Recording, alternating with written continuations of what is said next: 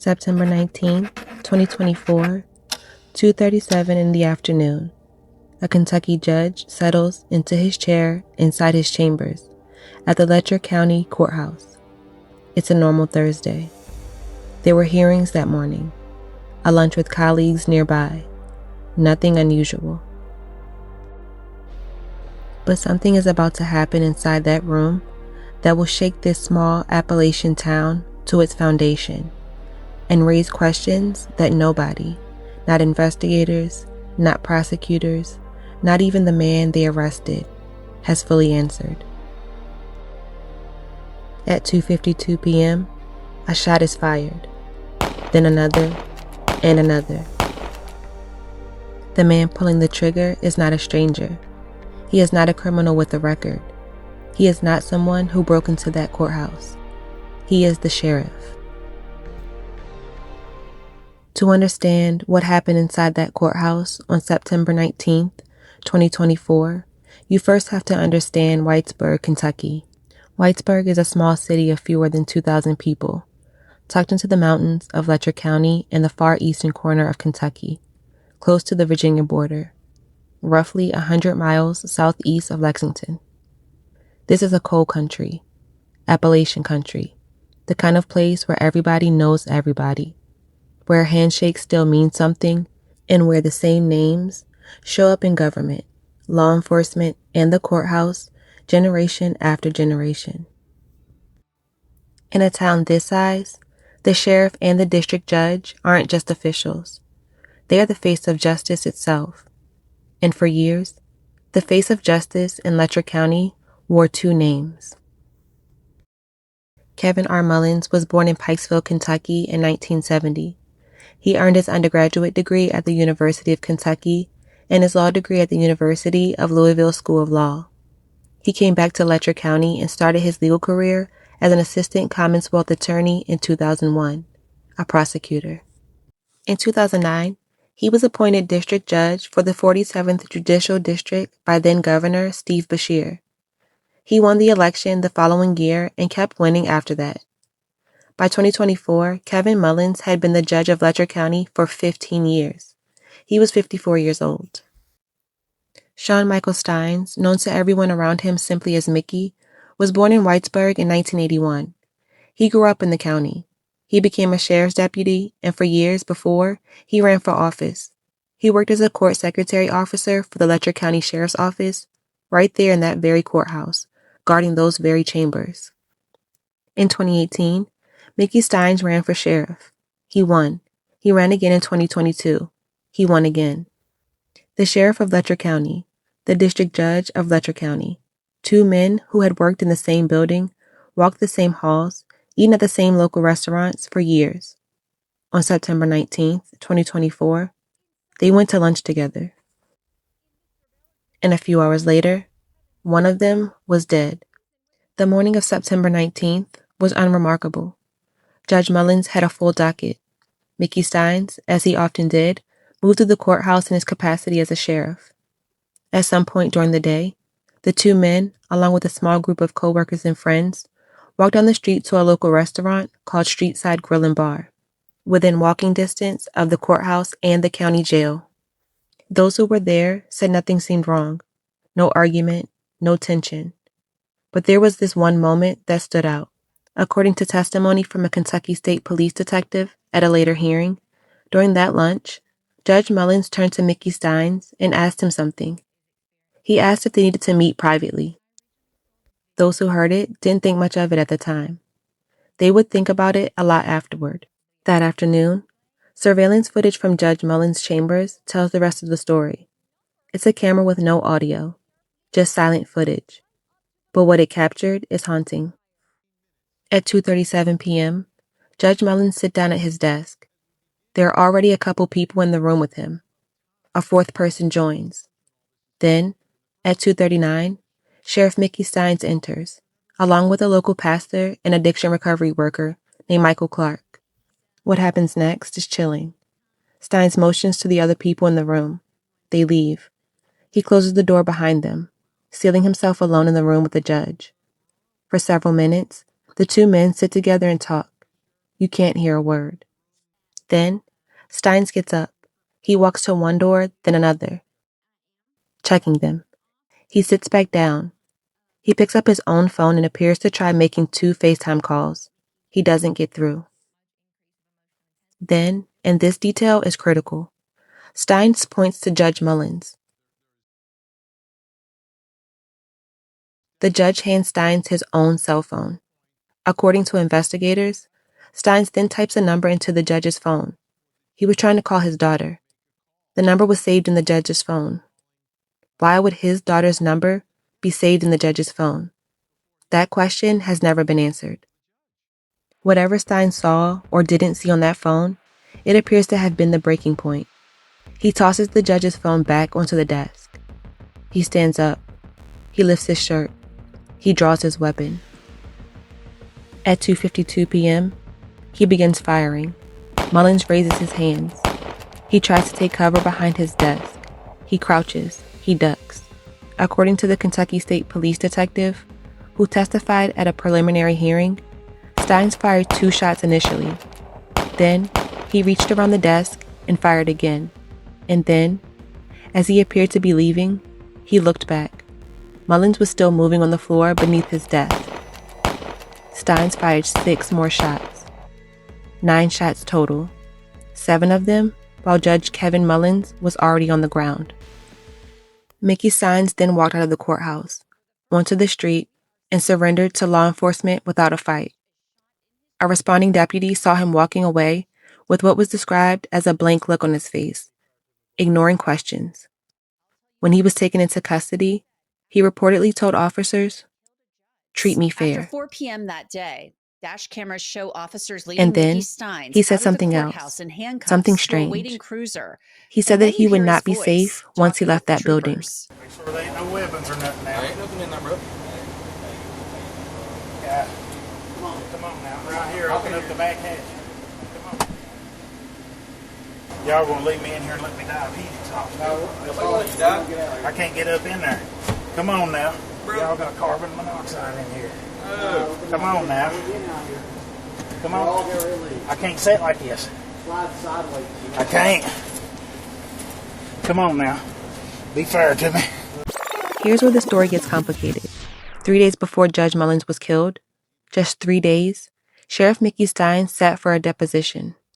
A civil lawsuit had been filed in 2022 by a woman named Sabrina Atkins. That lawsuit named Stines and the Letcher County Sheriff's Office as defendants.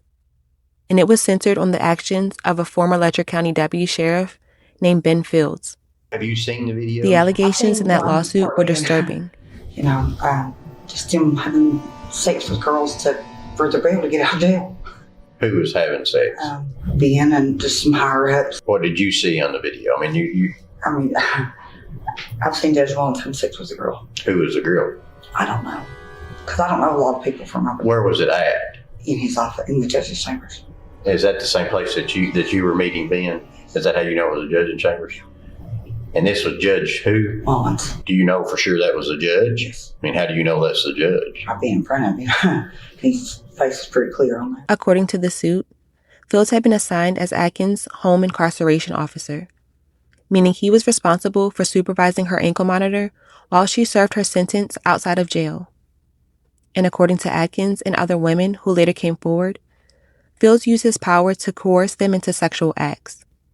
The alleged abuse, the lawsuit claimed, took place inside the courthouse, specifically in Judge Mullins' chamber after hours, where there were reportedly no security cameras at the time.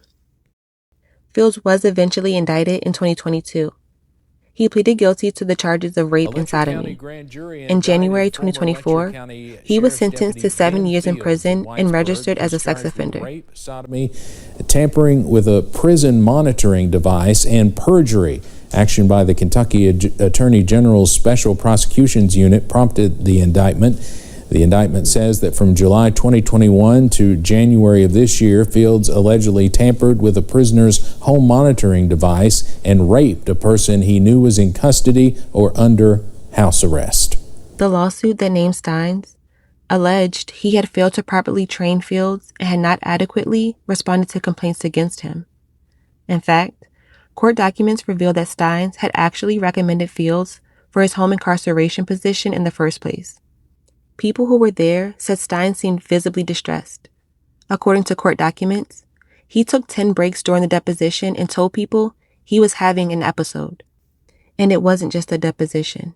In the weeks leading up to September 19th, people around Mickey Stines watched him fall apart. Yes, Your Honor. Ms. Stines, do you know Sean Mickey Stines? Yes. What do you call him? I call him Bubby.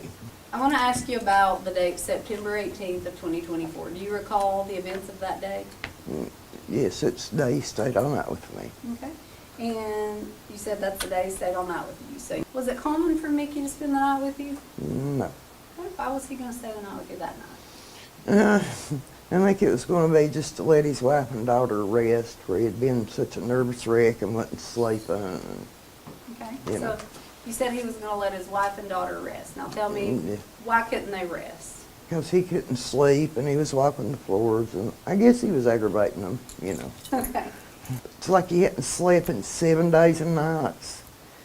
And he had went to the doctor and they had told him to take the Benadryl and the melatonin to help him rest. Court documents filed by his defense attorneys contain testimony from co-workers, friends, and family that paint a disturbing portrait of a man whose grip on reality was unraveling. He lost 40 pounds in 2 weeks. He stopped sleeping. He told a sheriff's office staffer that someone had threatened him, that if he didn't kill himself, they would murder his wife and daughter. He had his wife fitted with a bulletproof vest. He was reportedly calling family members who had been dead for years. A local attorney named Daniel Dotson was also alarmed by Stines' behavior. He advised him to seek a mental health evaluation. And according to court documents, Dotson did something else. He went to Judge Kevin Mullins and told him. He told the judge that Mickey was losing it, that he couldn't handle this kind of pressure.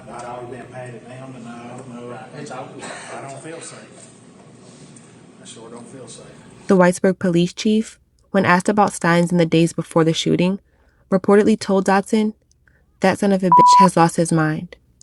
A sheriff's office staffer told Kentucky State Police, "I do feel like he was in a psychosis." The warning signs were everywhere. Nobody stopped it. 4 days after the shooting, a social worker evaluated Stines inside the Leslie County Detention Center. Her assessment, which was later made public through court filings, stated that Stines appeared to be still in an active state of psychosis. He was disoriented. He had no recollection of the recent past. He didn't appear to understand the charges against him. He had episodes of combativeness so severe that the jail staff had to use pepper spray on him. No. His aunt, Sherry Stines, testified in court about his behavior the night before the shooting. She told the court he had spent the night at her home because he hadn't been sleeping. When asked to describe his behavior in one word, she didn't hesitate. Psychotic, she said. Kind of psychotic. Now, we need to talk about the part of this story that is dark, disturbing, and importantly, unproven. When you were working there? What you are about to hear are allegations, claims made by women who had came forward after Judge Mullins' death. These accusations have not been proven in court. They have not been formally investigated by any judicial body. Judge Mullins cannot defend himself. He is gone. The Kentucky Administrative Office of the Courts has stated it has no record of receiving information suggesting misconduct by him. Especially after hours late at night, nobody's at work, nobody's up there, so it's all empty. It's all empty space. How common was that? More common than you would want to believe in the court system. Even down to some of my daily supervisors. There'd be girls sign themselves out and take them on home. It was sick. The supervisors would take the inmates home for the night? Yes. When there's policy, once an inmate leaves that jail space, you're not supposed to be in contact with them for 6 months. But he does have some So it videotapes was of some stuff in the judge's chambers. What kind of stuff? Just with girls, sexual and stuff. What describe? Have you seen the videos? I've seen one partly, and just him having sex with girls to And I went over to his office to learn how to take a deposition. And that was the first interaction that I had with him as far as the sex and stuff goes. What happened? I gave him oral with my shirt pulled down, and whenever we were done, he threw money in my face, told me to clean myself up, and reminded me that I knew better than to tell my sister. We are sharing these claims because they are a part of the public record, because they are directly relevant to the legal proceedings still unfolding in this case, and because they reflect what multiple women have said under their own names on camera. But they remain allegations. Here's what the defense team for Mickey Stines has said publicly, and this matters. According to Stines' attorney, Jeremy Bartley, a major contributing factor to his client's deteriorating mental state was what Stines believed he knew about what had happened inside that courthouse. The question is not the body. The question in this case is the mind. Now, we have made no secret that we believe that Mr. Stines was under the belief that his wife and daughter were in danger. We absolutely believe that there was something going on with Mickey for the days and weeks leading up to this incident. As a public official and with the stigma that surrounds mental health still, especially in areas like Eastern Kentucky, I think it would be difficult for anyone, particularly a public official, to potentially be completely transparent about everything that, was going on with him at the time. Bartley has stated that Stines believed his wife and daughter were in danger, that people connected to what he knew were threatening him to stay silent, to not say more than they wanted him to say. That's why, on the surveillance footage, he tried so desperately to call his daughter. That's why, when officers found him on the street after the shooting, he told them he wouldn't be safe when he left the building. Whether those fears were grounded in reality, or whether they were the product of a mind in the grip of a psychotic break, that is exactly what this trial will need to determine. As of right now, Sean Mickey Stines sits in a Kentucky jail without bond, waiting for a trial that has not yet been scheduled. He has pleaded not guilty to first-degree murder and murder of a public official. His defense is expected to argue insanity, that at the time of the shooting, he lacked the ability to form the intent required to be found guilty of murder. The defense has fought to have the judge removed from the case, arguing that the special judge Christopher Coran attended a meeting with Judge Mullins just a week before the shooting and cannot be impartial. In April 2026, the Kentucky Supreme Court rejected the argument, ruling there was no evidence of bias. Chris Coran, the special judge in the case against former Sheriff Mickey Stines, has denied the motion to step aside. Defense attorneys have also filed motions to remove the death penalty as a possible sentence, arguing that Stines has a serious mental illness that under Kentucky law would prevent a jury from imposing capital punishment. That hearing is still pending. The courthouse where Judge Mullins was shot still stands in Whitesburg, Kentucky. The motive for his killing has never been officially established. And Mickey Stines, the man who was recorded pulling the trigger 9 times, maintains that he did not have the mental capacity to know what he was doing. That is the question at the heart of this case. Not who did it. Everyone knows who did it. The camera saw everything. The question is why, and what did he know? What's going on? Judge has been shot. The judge? Yes. What's his name? Kevin Mullins. Because in Letcher County, Kentucky, it seems like the courthouse held a lot of secrets. And on September 19th, 2024, one of the men who kept those secrets walked into the judge's chambers, closed the door, and made sure some of them would never be spoken aloud again. Or maybe he was just a man whose mind had broken under pressure he couldn't escape. And what happened in those chambers had nothing to do with anything except the weight of a world that finally crushed him. We don't know.